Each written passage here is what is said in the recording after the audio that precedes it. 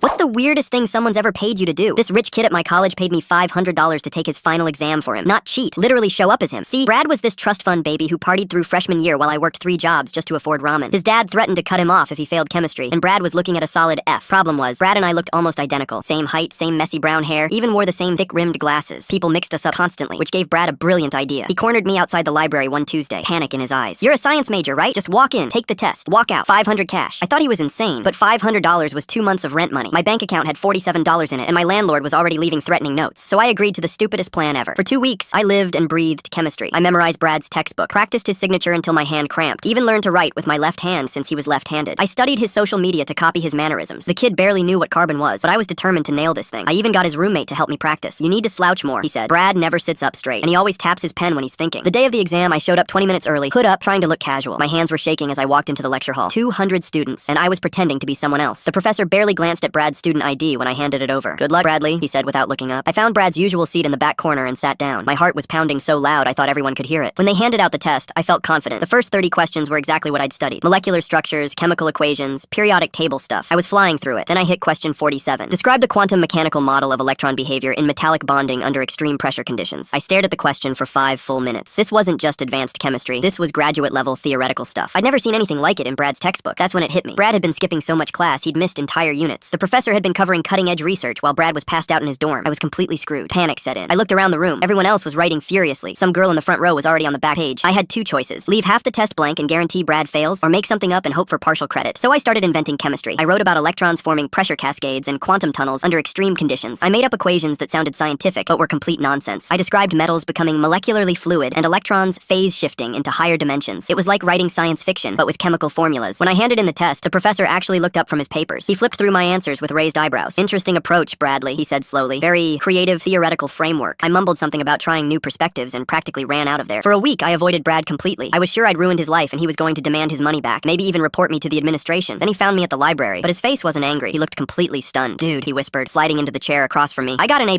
I nearly choked on my coffee." "What?" He pulled out his phone and showed me the grade portal. 98%, highest score in the class. "The professor wants to meet with me about my innovative theoretical insights," Brad continued. "He thinks I'm some kind of chemistry genius now." Turns out my random made-up answers had accidentally described some cutting-edge quantum chemistry theory that the professor was researching for his PhD thesis. My complete nonsense about electron behavior under pressure was apparently remarkably prescient and showed deep understanding of emerging theoretical frameworks. Brad was now being recruited for the professor's research team. He handed me an envelope with $700 instead of $500. "Bonus for making me look like Einstein," he grinned. 6 months later, Brad switched his major to chemistry and actually started attending classes. He's now in graduate school studying quantum molecular theory. Sometimes the best way to succeed is to fail so spectacularly that you accidentally discover genius.